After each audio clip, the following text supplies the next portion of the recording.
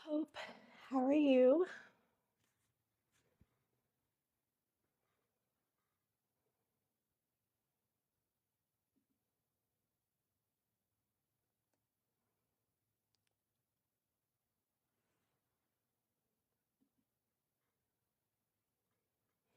Tired. I'm good. I'm good. I'm a little bit tired too. Um, Today was a fun day. Cleaning, working, and then I actually started ice skating tonight. So that was fun.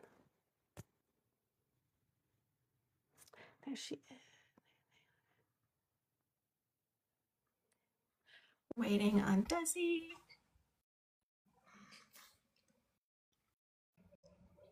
Hello. How are you?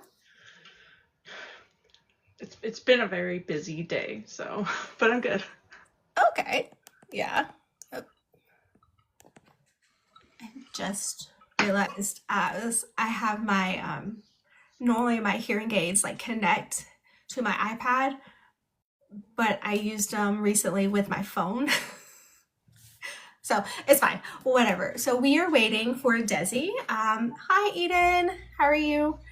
We are waiting for Desi, the other co-host for Definitely Readers, to join. There she is. So let me invite her. Yay! Okay. I'm so excited. I'm so excited. Okay. So I promise we're not going to ask all the questions that we had. We picked and choose some of the questions. But Okay. yeah, so hello. And Desi, did you decide if you were going to simcom or am I going to voice interpret? You're going to be voice off. Okay. The kids are a little bit loud in the background right now. Okay. Ooh. So I got to get my other up so I can see some comments if we have any that come in. Okay. So hello, welcome tonight for Definitely Readers Book Club. Desi and I will be chatting with the author J.D. Mills, who wrote what? Secrets Don't Stay Buried. This book. Okay, I'm so excited. So I'm gonna introduce myself, and then Desi will, and then JD Mills. If you will, introduce yourself if you're okay with that. Sure. Okay, so I'm KTJ is my sign name. Because I'm hard of hearing, I have hearing aids, and I will be simcomming, which is signing and speaking simultaneously. So it is not full ASL, it's more PSC, and I will be voice interpreting for Desi. So hello, I am Desi. This is my sign name. I am deaf. I'm going to be voice off tonight. Hi, I'm J.D. Mills. I wrote the book that we're talking about right now. I'm hard of hearing deaf. It just depends on the day how I decide to identify in that moment. Especially because a lot of people get the misconstrued idea that hard of hearing means that you don't sign. So like it really just depends on like the people around. But I sign, and I have hearing aids. They're actually connected to my phone right now. So. Nice. Yeah, mine are not connected, so I am happy that you are signing. So this is your Yeah, sign name? so my sign name, yeah. Okay. Because I have That'll like be really easier. curly hair, but right now it's Right. just like tied up. Oh, that's completely fine. That's completely fine. So for the month, and we were really excited. I think it released in February of this year. This April. book, right? April. April. Okay. I couldn't remember, but I know that I had bought it and I was like, I'm gonna save it for a spooky month. And then we had our Definitely Readers book club, they vote out of 3 choices, and this was the one. Actually, no, we didn't give them a choice for this one. We said, we're doing this book. Like, no, we voted. We decided because we wanted to do both a hard of hearing deaf author at the same time that included deaf characters. So we do have a lot of questions. If you have questions here for those who are watching, go ahead and type it up. We will try to get to them all. We did get questions from our readers themselves. Those are already included in the list that we sent. But we typically do a back and forth, just kind of like a natural flow for conversation. And then after it'll be done, I will download it and I'll upload it to YouTube. So if anyone misses it, you can watch it again. But yeah, Desi, do you want to start with the questions first? Yeah. So again, thank you for joining with us tonight. I'm really excited to chat with you. And we did recently wrap up reading this book, and I said, whew, it is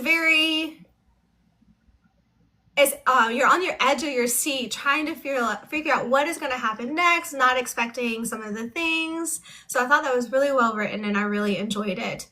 So we do have a few questions about the book, and then also not about the book, but about yourself. So the first question is, what inspired you to write this kind of book, Secrets Don't Stay Buried?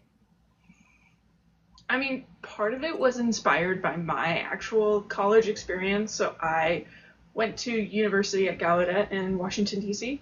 And so that for me was a big part of my development of like deaf identity, and like including that in who I am and how I like present myself to the world, right? So that was a big inspiration. Like the friends that I met, my like core group, that inspired a lot of who's in the friend group in the book. Obviously not directly like anyone is a particular character, no, but it's just pieces of people inspired that. That's cool. So I'm going to kind of skip some of the questions and then go to one of the later questions we had. And it is, so it's about at the beginning of the book, you talked about like what you wrote like in the dedication, and then all the like the grace and the understanding that you provide for the reader in the author's note. So a lot of women that have disabilities or traumas can like definitely relate, right? So how did you write such a hard topic and a relatable like essay experience without like traumatizing yourself or re-traumatizing yourself? That's a tough one, but I try to go into that process with the understanding that I didn't want anyone to start to read it and feel triggered. So I wanted to make sure that I gave a warning that was clear about what was in the book itself, but then also like letting people know that it's okay if you realize like this is too much. This is too much for me to handle. This is like I can't. Like that's totally okay, and I understand that. And like as far as the writing process with traumas and things like that, it is a sensitive subject. So I wanted to approach it with as much clarity and understanding as I could without like putting it on the page. I didn't want it to be like blatant there, just like on the page where you feel like you're watching it happen in real time. And instead, it's explained by the characters themselves, so it's their experience rather than the actual like acts themselves, if that makes sense. completely makes sense. And I really liked when we found out that we really liked that we were reading the book, that I did have a trigger warning or it has descriptions before, like just, hey, letting you know, this is readers, this is what you can expect in the writing, and ASL is including in the writing or it's not included in the writing, has italics, and then also trigger warnings, and it's good to have that note there. And we feel like this book really touched us with Lennon's character, in her experience of going through everything. And I feel like many of us felt being able to relate with that character. I actually have a follow up question, if you don't mind. Desi, Sure. are you okay if I skip? Okay. Um, so I find, and like I know it's hard to write a book that's not preachy about the deaf and hard of hearing experience. So how hard or challenging did you find that? Because there were some parts that I really like connected with Lennon about, like with her hearing family not learning sign, her brother just ignoring that she's not understanding him, and just like that quote that said like how easy it is to like people forget about signing, for the deaf and hard of hearing people. And so did you find yourself having to back it up and not be like, like hearing people pay attention, kind of thing, or was it an easy I'm trying to. I should have written down this question. I get what you mean. Honestly, it was pretty easy to write that down because that's more or less like my experience with my own family. So it was just really easy for me to like just go, okay, I'm just gonna write down whatever my like daily experience is or what that looks like. So it was a really easy thing to portray. But at the same time, there were some like nuances that are hard to explain to people without actually showing them. So I tried to show as much as I could in that like not preachy way. So I've read some of my writing back, and like I'm trying to edit it right now, and I'm going, oh, that's like just like I'm on my soapbox. Like I need to get off of that. Anyways, okay, that was Desi. Do you have the next question? Yes. So my next question is related with what I was talking about with the family. So the dynamic between Lynn and her brother Felix. I felt really connected to that. So I have an older brother who is hearing, and I have a hearing family. I'm the only one who's deaf, and I felt like their conversations in the book really healed me inside a little bit. And I wish I had that. So I'm curious what your thought process when you wrote their relationship in this book. So I knew from the beginning of writing his character for Felix that I knew that I wanted him to be a character with at least some like self-awareness. Like I wanted him to realize that he's like making the same mistakes over and over and over, and to like correct it somehow as much as he can, as a person who is not part of that community himself, and not really seeing it from like Lennon's perspective.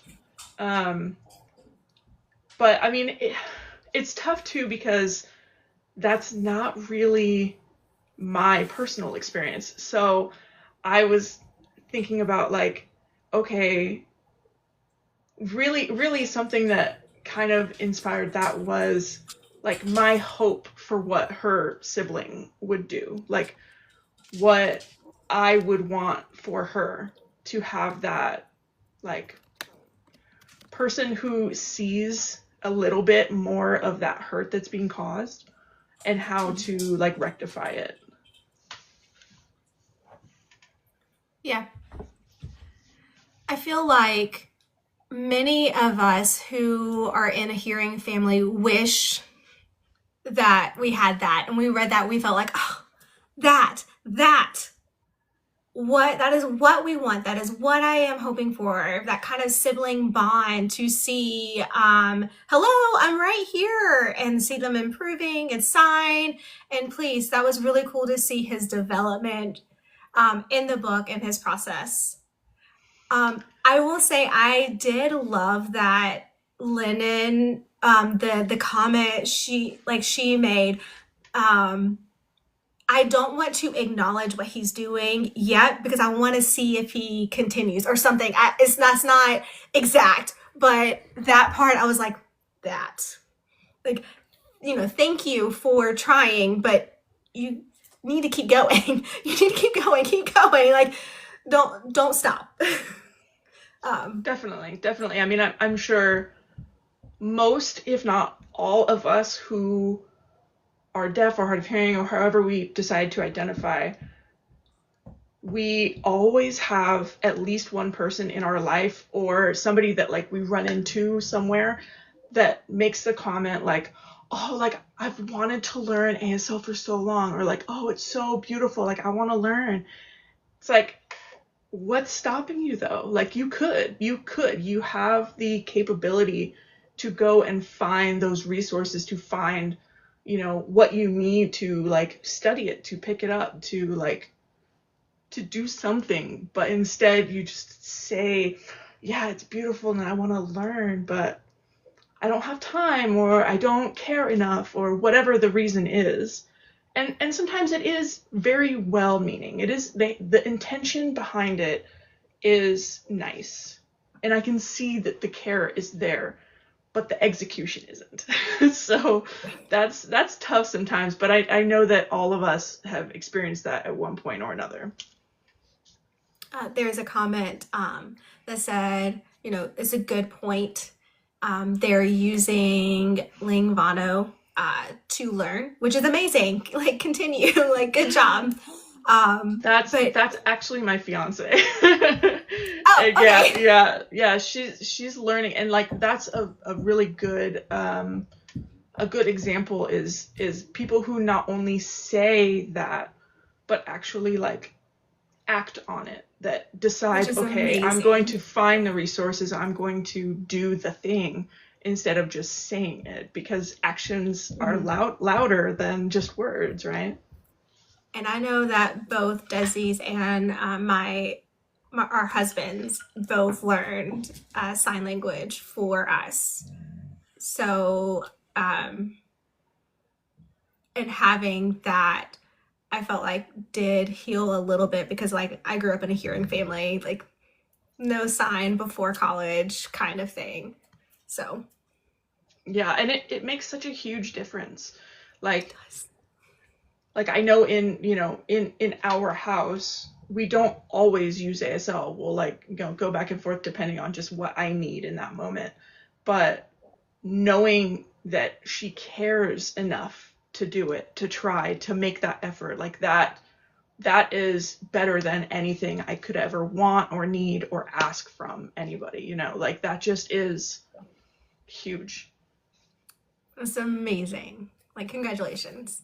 Um, and not just learning a like sign, but also seeing in the book you had the examples of like the lights flickering, you had putting on her hearing aids, taking them off, like, you had the interpreters at the police station, and finding a family who is willing to like make adjustments for like what you need. Okay, you're doing a hearing break, fine, like we'll tap your shoulder or we'll like flick the lights. um, so seeing all the real experiences, we recently read another book that had, it was Hunting Sirens by Mary Meekum, and there's no sound in the book. And it's an amazing, she did a lot of research because she's hearing a lot of research. But I felt like this book had more real experiences, and I think it's because it was a hard of hearing deaf author.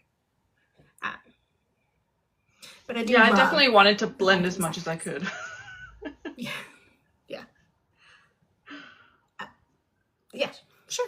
Um, okay, so if you could go back and rewrite or change anything in the book, would you change anything? That's a good question.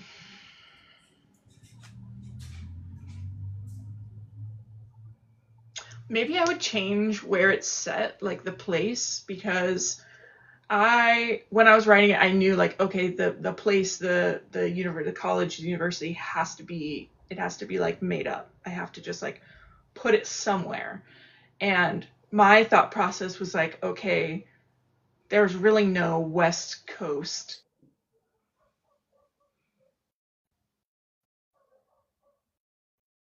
going off. There's nothing on the West Coast. So my thought process was just, okay, let's just put it somewhere in the West Coast. Let's put it in California. And the most populated area is LA. So okay, let's just put it in LA and like we're good. But really part of me now feels like I should have done something different. I should have put it in like I don't know. I don't know, like Washington or Oregon or something fun, Pacific Northwest. But at the same time, like I Right. wanted it to be somewhere that I was familiar enough with, and I grew up in California, so like I'm gonna pick California. So that familiarity, I think, helped me a little bit with like where things are gonna go and how they're gonna navigate this like world.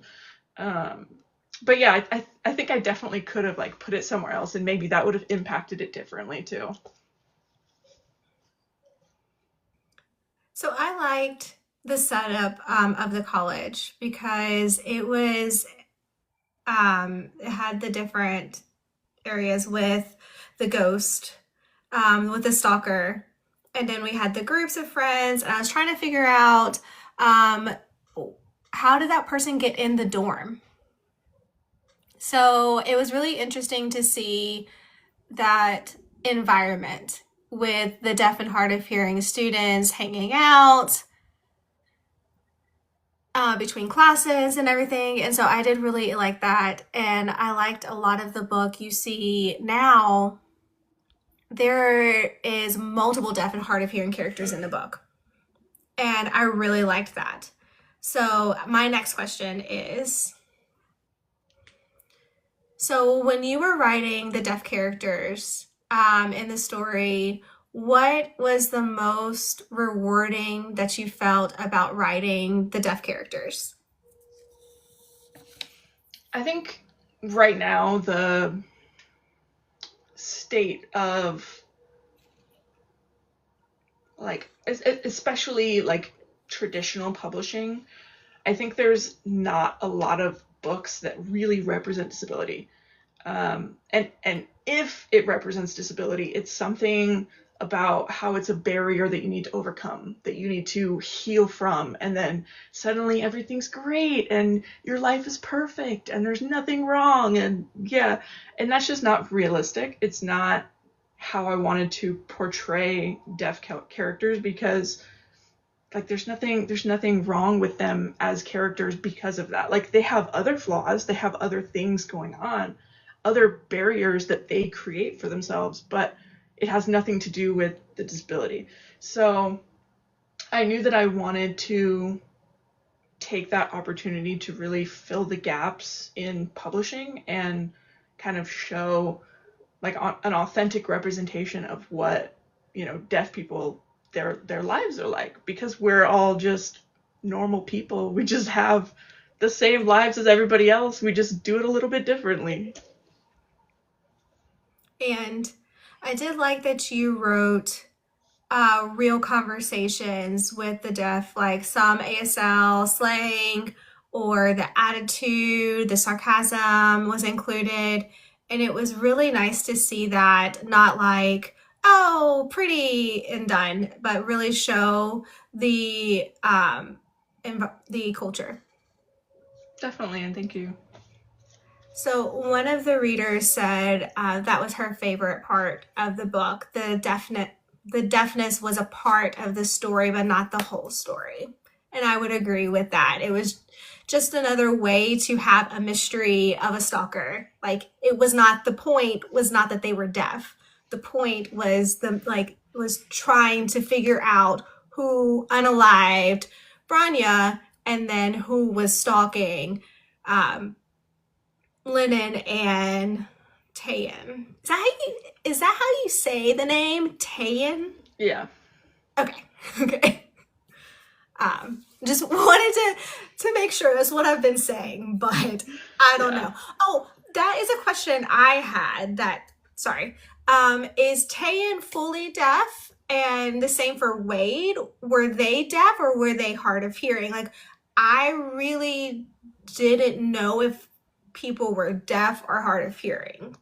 Like, Lennon said deaf, but the others really didn't. So I was just curious. Yes. So I left some of those details sort of like out of the story because from my perspective as the writer, it's not it wasn't like super important to the story itself, like how much they can hear. Right. From a cultural standpoint, yes, deaf. Both of them, yes. And then Okay. Marcus is a coda. Um, Yes, he's hearing. but yes, like in my head, like as I'm writing and thinking about, like, yes, both of them are like fully deaf. Yeah. Okay. That's cool. I knew that we had talked about it and I was like, I don't know, but they're a part of the deaf culture, so we're just gonna assume there's that. Yeah. So we were trying to analyze who was deaf and who was hard of hearing and which one when we were trying to go through the book, but it there's deaf people, so it doesn't really matter. Like we're just trying to figure it out. Yeah, I think the only person who I explicitly said was hard of hearing or that has some hearing still and can use their voice is Lennon. The others, I don't think I have any of them use their voice in the book at all. No, I don't think so. I don't remember. But yeah. I think it's Desi's turn if you have the next question. So 1 minute. So after we wrapped up that book, and whew, so if you have not read it, go ahead and read it, get it. It is worth it. It's amazing. Okay, go ahead. So we have so many questions, but the most question is that ending, the cliffhanger. Is that a song for that? The at the end. So will that be a second book related to this story to see what happens next? So it's funny that you say that because I did create an outline for the second book because I had always imagined it as a duology, so it would be two.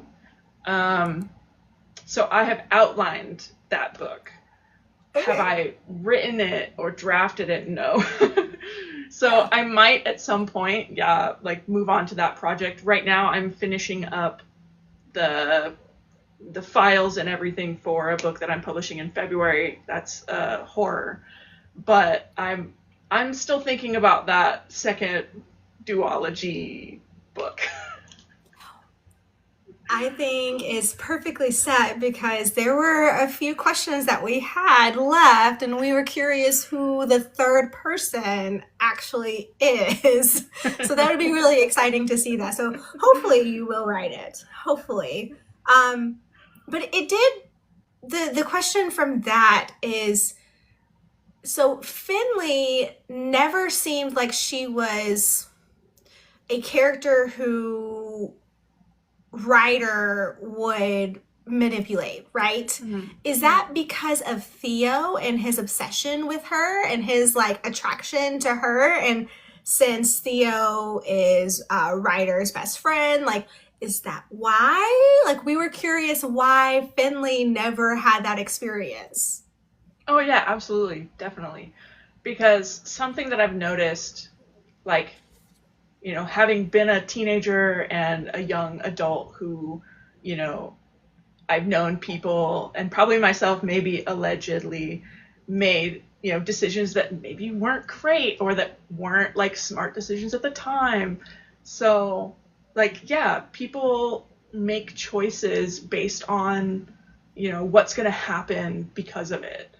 So like, oh, like I don't want to hurt my best friend or my best friend's potential girlfriend. So okay, I'm gonna do this instead of this. It's very very short sighted, but Right.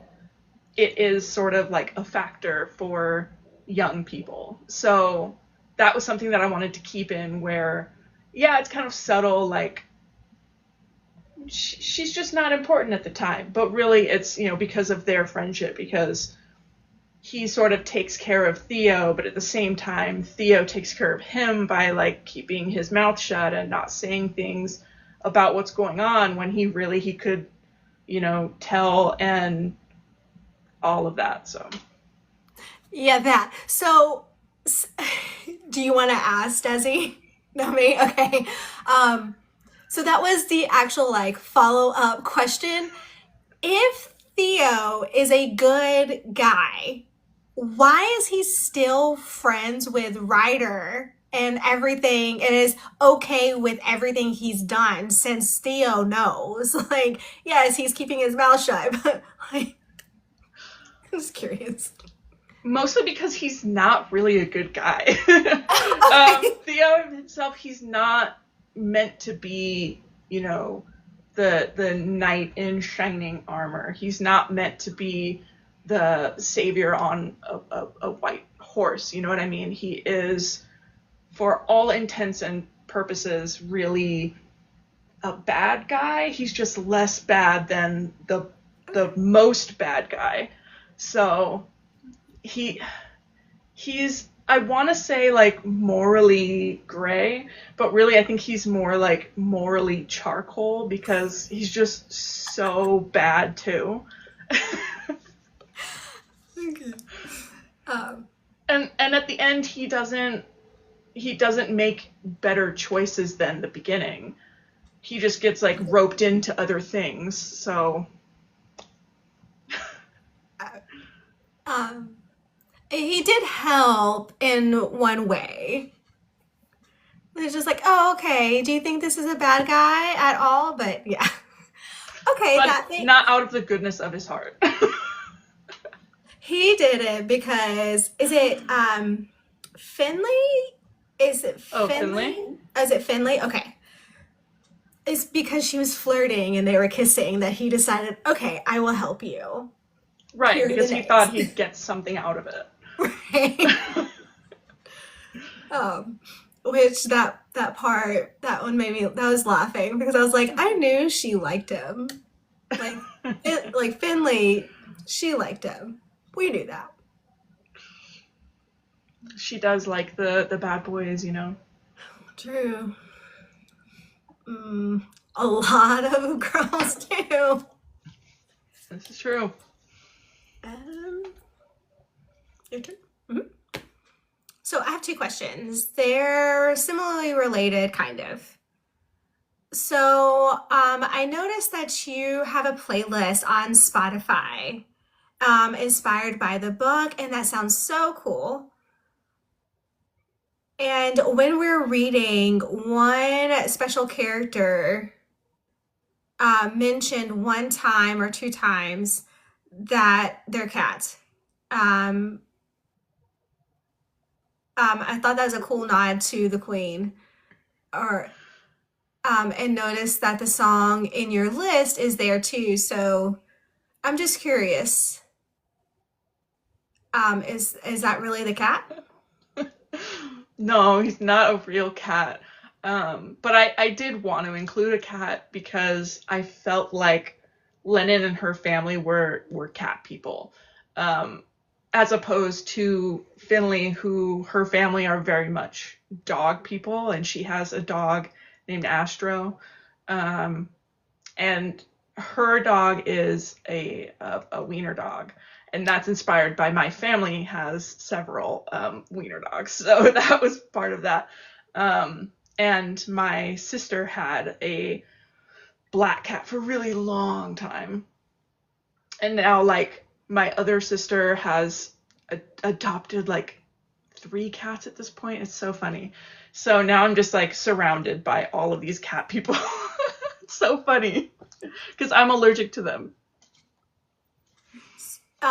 With the music like list, do you feel like people should read or should listen at the same time that they're reading? Will it like help them get in the mood or like feel more suspenseful or anything? Maybe. A lot of those songs were songs that I would play while I was writing. So they kind of helped me with like thinking about specific scenes or how I wanted something to resolve. Um, so that playlist was a big part of the writing. But I haven't actually listened to it as a reader. So I would be interested in how that might impact like the reader's experience too. One of the readers' questions is that we love that you used real life women's names in your book when referencing the statistics. Did their stories inspired you more on making this book? Definitely, definitely. This book, at the end of the day, is for the survivors, right? It is for the people who have like endured that journey for themselves and come out the other side of it, whatever that might look like for them. So it's really, focused on that like self advocacy, self like healing journey for, especially for Lennon, but in general I was definitely inspired by those stories because like the strength and the resilience in women especially, but people in general is just like it's amazing. It's incredible. So, reading those stories as I was writing was like a huge impact for sure.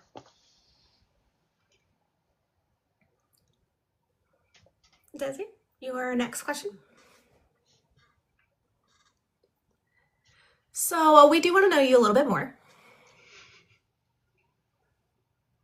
When you write horror or thriller, do you only write about that or do you write others? And how do you become, what makes you become, what made you want to become a writer, especially in that genre?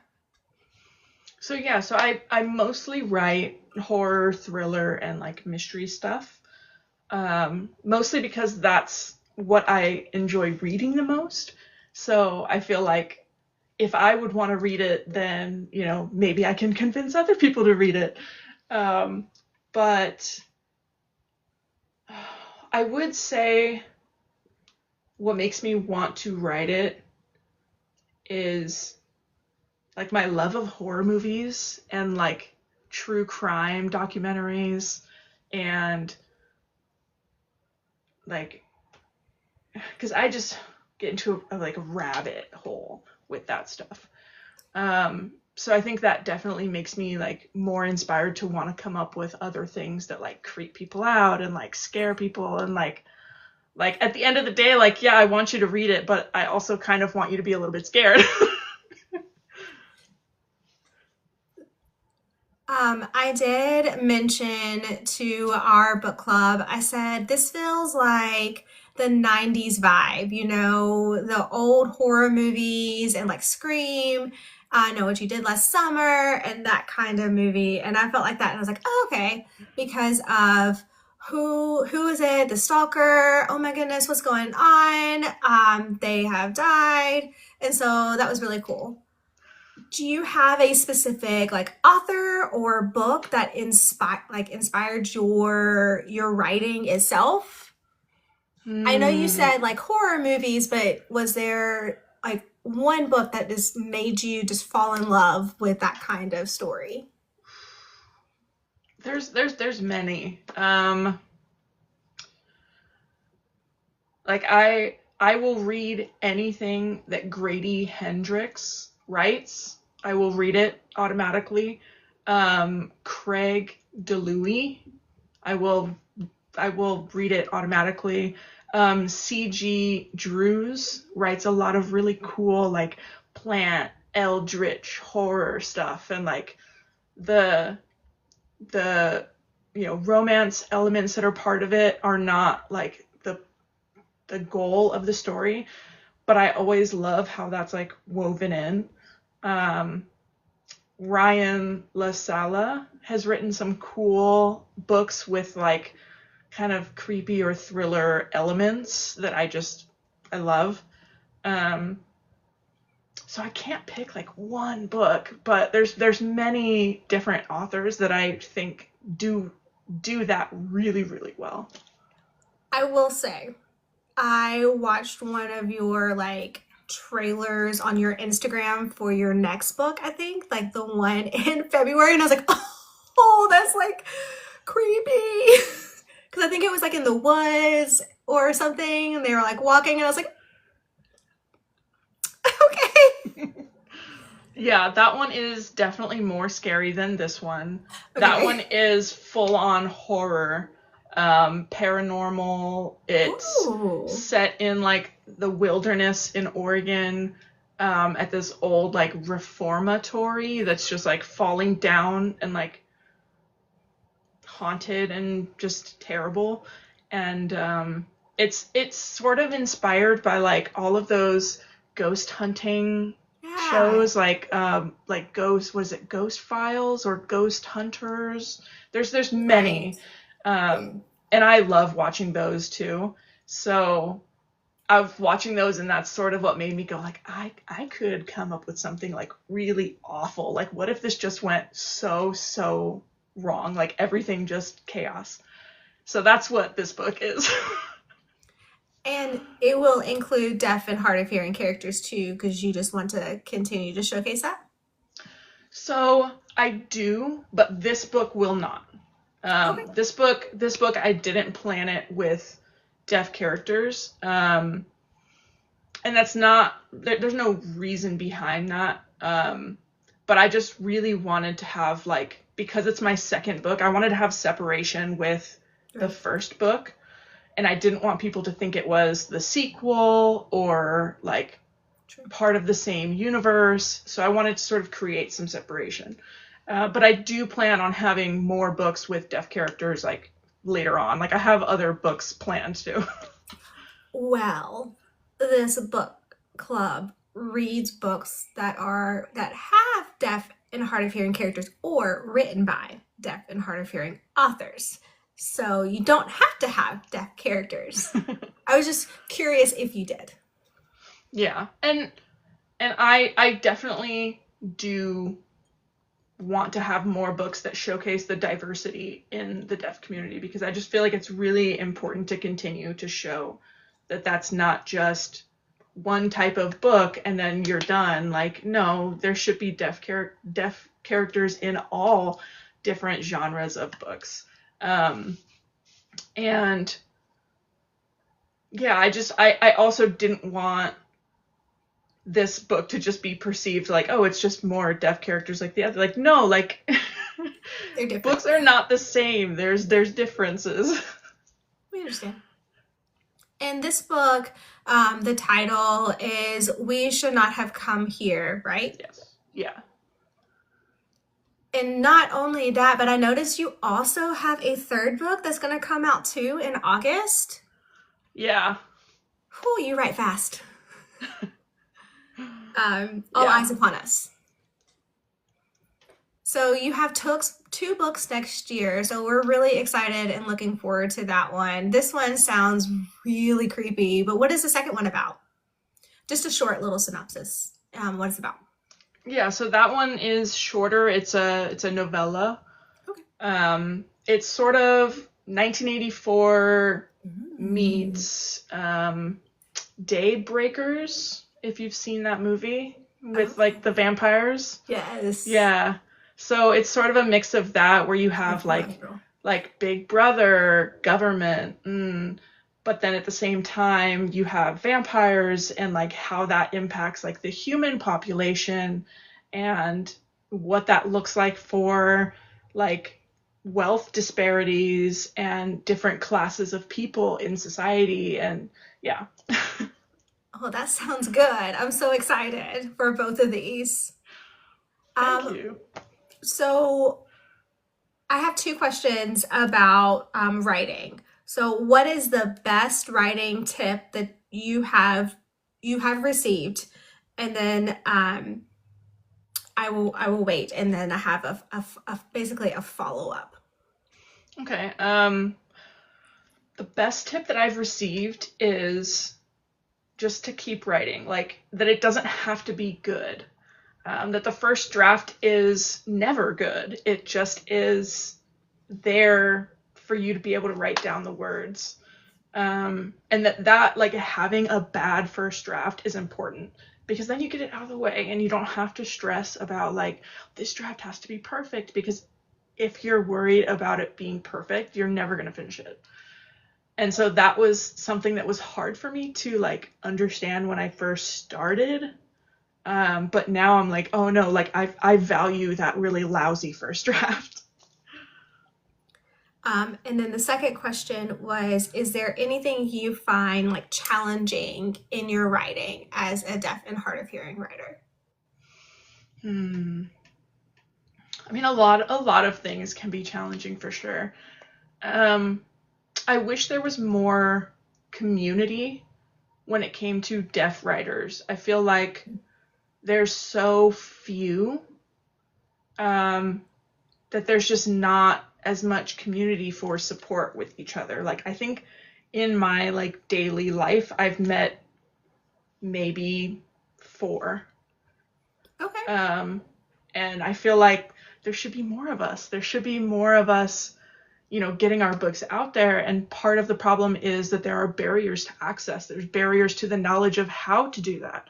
There's barriers for getting ISBNs because they're so expensive. There's barriers to, understanding how to format your manuscripts. Like there's so many different barriers that people don't think about because they have access Yeah. that if that knowledge was more out there, more deaf people could write. They could create stories. They could publish them. But many people lose that confidence because they feel like, oh, well, there's so many barriers. Like, how would I even do it? Yeah. And if there was more of a community, I feel like that support would be there, that knowledge would be there, the resources would be there. Um, so I feel like that's like a really big challenge from my perspective. So I'm not sure if you have heard of it, but the indie author revolution, that IAR, it was actually started by a hard of hearing author, AC Toy. And they have like a Discord, there's a website, there's a lot of things. And now like that Discord has just grown. Like there's a place to find other authors, like to like collaborate or to I chat love with, that. or editors, formatting, designers, like artists. So that might be something that I could message her and just say, hey, could we like set up like a deaf authors like group in that specific one, and then that could be shared. Because I did not, now she did not start it. You released your book in April. She started the IAR in April because she realized the need, because she needed it, because she self-published in January and was just struggling to find like the resources and what she needed and all of that kind of stuff. So Now there might be something, but it, you know, but yeah. Yeah, thanks for telling me because I didn't know anything about it. I had not seen it. And like definitely please send me a link because I'll, share it in my network and I'll make sure that more Yeah, of people are course. aware. Yeah.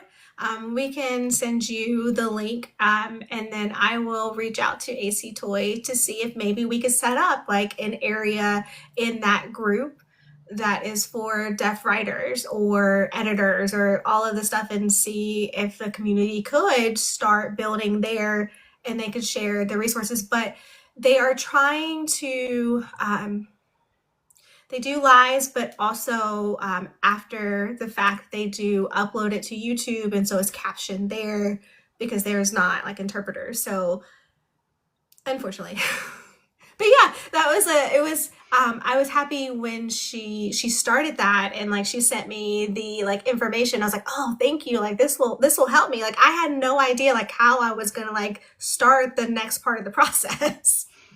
So Yeah, yeah, and it's huge. So I'm thankful that somebody saw that need and was able to fill it and start something because there is so many people that could benefit from that.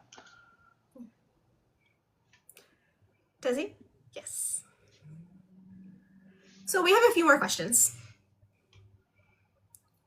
We noticed that you talked about the hashtag deaf shelf. So what is your favorite book from that deaf shelf? Ooh. Honestly, I think one of my favorites is I have it. Oh. I like that you have to look. Okay. So True it, Biz. it was one of the first books that I read that had ASL in the story. And I think that Yeah. the way that Sarah has um, made it almost like sometimes it feels like you're reading like a play or like you're True. reading something like theatrical because I can like visualize everything. Um, and I really enjoyed seeing the different perspectives from the different characters and like how their identities really impact the like interwoven story. So I would definitely say that's one of my top picks. So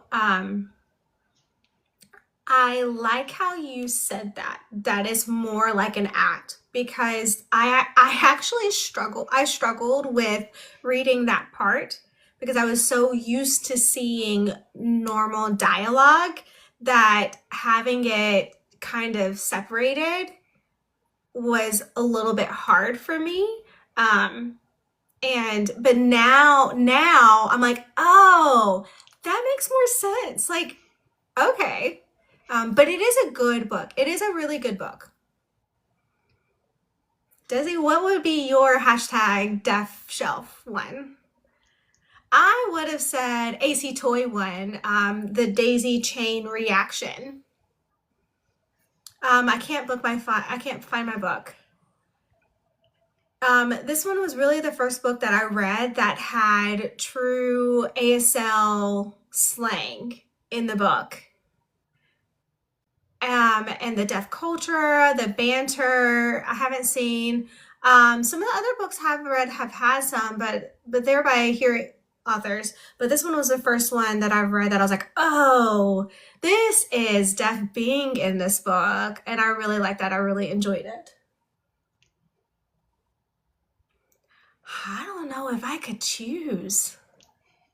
Oh, yeah. So you're gonna laugh. I would say this one. I would say that because I really enjoyed how you wrote the deaf like characters. That it was not the most important part of their story. Um, and then I think maybe Allison Gervais, um, their writing. I've read The Silence Between Us was good, so maybe that one. I don't know. Okay, so we're gonna do two more questions each. Okay? Is that good? So four more altogether. Okay. Um, oh, that's my last question. Desi, do you want to go ahead and go? Sure. So, we saw that you recently went to a festival, Fall into Books Fest, and Las Vegas, maybe? In LA. Okay. Sorry. I thought Las Vegas, but it's LA. And you signed books there and you got to meet people and sell some more books. So that was really cool. Do you have any more events like that coming soon? Any more book signings that you're traveling to or anything? Yeah, so I really enjoyed that one. It was in Garden Grove, California. And then maybe 3 weeks.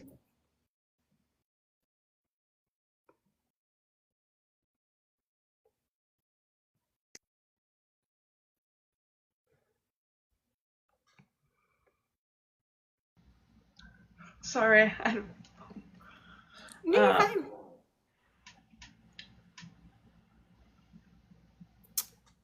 Book oh, events. yes. So I'm planning to do a few more next year because right now the holidays, everything is kind of quiet at the end of the year. But I am planning on doing a few next year. I'm just in the planning process right now, so I don't have anything solidified, like set up for sure. But hopefully, at least like maybe 3 or 4 next year. Well, that'd be cool. I'm excited to see where you go. Yeah. So hopefully, maybe you can come to our state and we can come meet you. Where are So you? we're in Alabama. Okay, Alabama. Yeah, Okay. Alabama.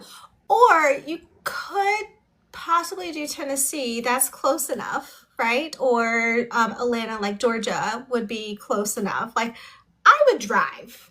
I would drive to see you. So my question is, what would you like to see in a deaf character?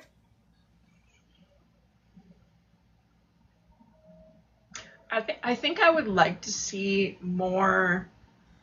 um, more deaf characters in horror Okay. because I think that's one genre where I haven't seen a lot of deaf characters.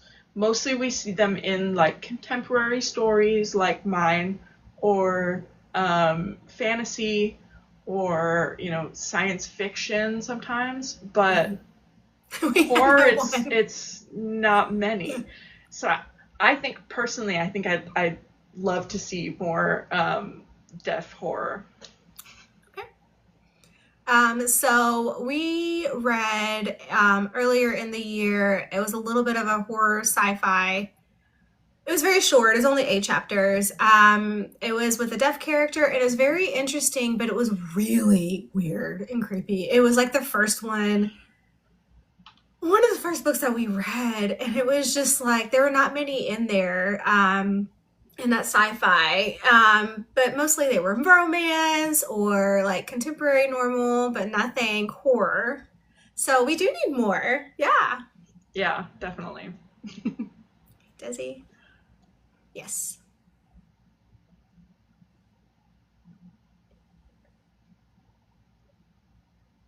Okay. If you could pick a character from your story that you would want to be, who would you want to be?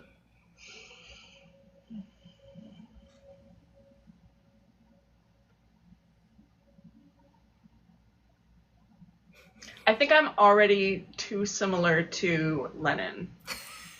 Not intentionally, but like reading it, I'm like, I'm a little bit too much like her. um, but I think I admire Taein a lot as a character, and I think she's just a phenomenal support system and friend and like compassionate. And so I think if I could be somebody, it would be her. So more grounded. For sure. How do you hope that your work will impact your readers? I hope that readers will kind of toss out some of their like unconscious biases about deaf people, um, because there's just so many little things in daily life that most people just don't realize happen for us as deaf people. So I would love more people to be aware of those things and just have that sort of knowledge as they go through their life, that when they encounter deaf people, it feels more genuine, you know, those like interactions. It's true. There was a comment. One of the choices last year was a vampire read with a deaf character, but our mod said that one was terrible. Don't worry. I don't remember the name, but it was a vampire deaf character read, and they read it. So when you said that there was not a lot of like horror ones, but it was a funny comment. Um, okay. So first off, thank you again for joining us and just chatting about your book and your life, your writing process, and like what you're doing, what you have like coming soon. So right now, what is released is Secrets Don't Stay Buried. It's a perfect spooky read. Then next year, they will have two books, one in February and one in August. Yes. The website is www.jdmillswrites.com, right? Yep. So if you want to get their book, you can get it from their website. And I think it's on Amazon too. And in Kindle Unlimited? Mm-hmm. Yes. Barnes & Noble has it online too. Oh, and Barnes & Noble has it online too. Perfect. But I would say it's always best to buy from the author themselves. I feel yeah, like because I put in a lot of like stickers and bookmarks and like fun things in the package. Amazon doesn't do that. So I got like this. There they are. And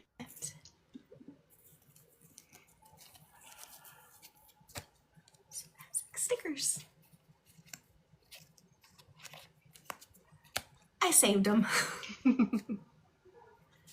So, yes, so you get stickers, you get a bookmark, and just a fun, pretty book to open and then read. And I think my bookmark is here. So, I would say, yes, please buy from the author themselves. So, Desi, do you have? Yes, not only check out their website, but also please follow JD Mills Writes at JD Mills Writes on Instagram. And on TikTok too, it's the same. It's not. I think TikTok it's at the actual JDM. Yes. That. And then I did have one more question. Do you have a favorite sign? There's so many good ones. I think one of my favorites is like vibes. Yeah. Because I love the idea of like actual like transfer of energy between people, like just like vibes. When they're good, you can like literally feel it. when you're connecting with somebody. So I love that sign, the vibes. That's a good one. Before we do close, I do want to share one of my favorite quotes from this book. Yeah, go ahead. So the quote, the biggest failure most people, with waiting on the story to happen to them. Whatever you want in this life can be yours if you just continue and chase the story. Yeah. I really like that. I'm so happy that resonated with you. That was one of my favorite quotes too. Yeah. And for all of our readers. So if you are a reader who enjoys this book or who read this book, comment the skull emoji in the story, you know, where you typed about that. That was funny.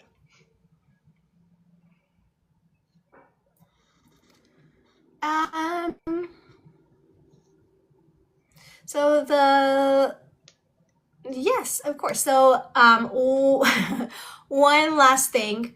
The name of the book is Secrets Don't Stay Buried.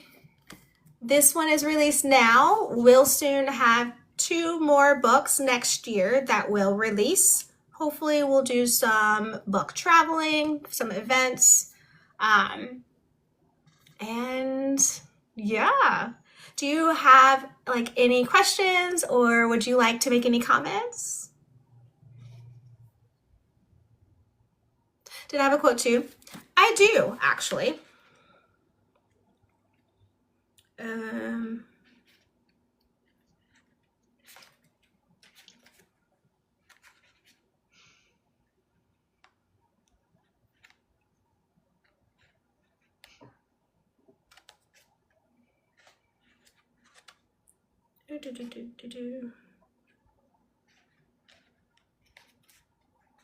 I don't remember the exact page. I think it was chapter 15, but it's where I'm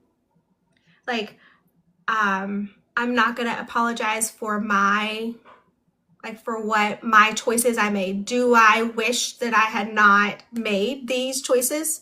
Yes, like absolutely. But his choices are his. That's hit on him. And then I can't live my entire life looking back at this moment. That part just like really hit me. So I think that one, and then the one Desi shared was 2 of my favorite quotes. So yes, this book is available on Kindle. There's a physical book.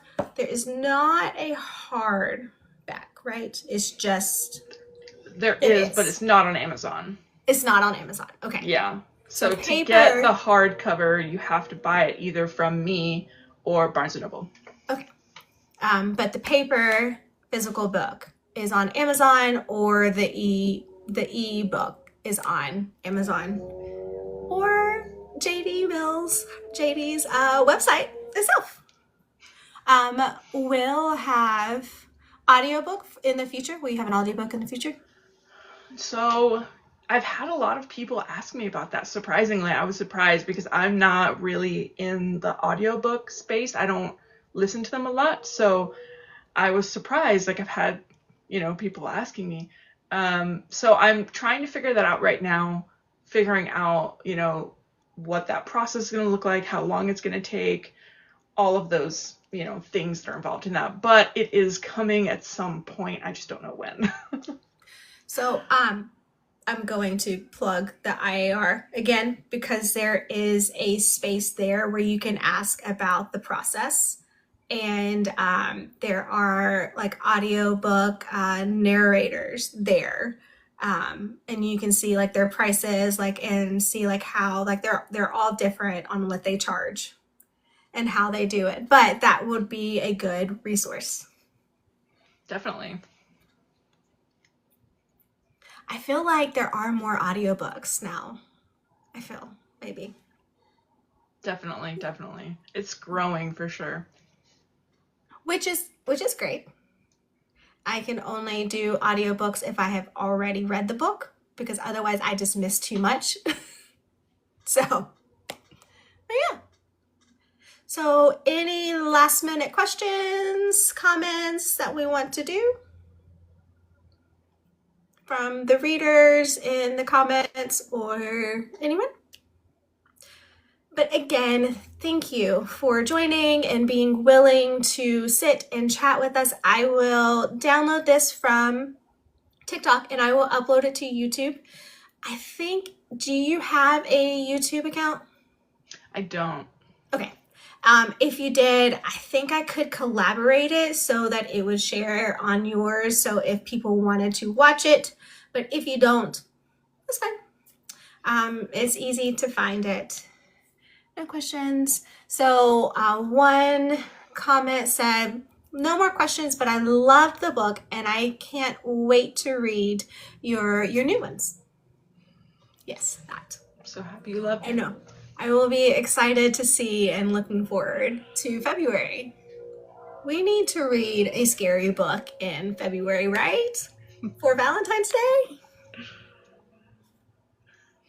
Okay, I'm being silly now.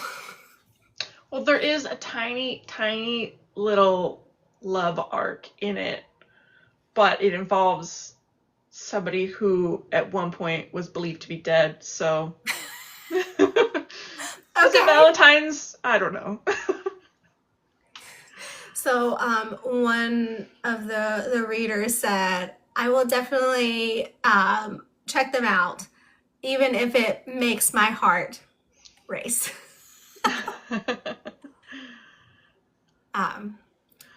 Okay, well, again, yes, thank you. And your website is jdmillswrites.com. So you can follow her on TikTok and Instagram to look for any updates on their upcoming projects or any of their book events. And you can go ahead and see like trailer, like things and pictures that to feel the vibes of the book too, so you know what you will be looking forward to.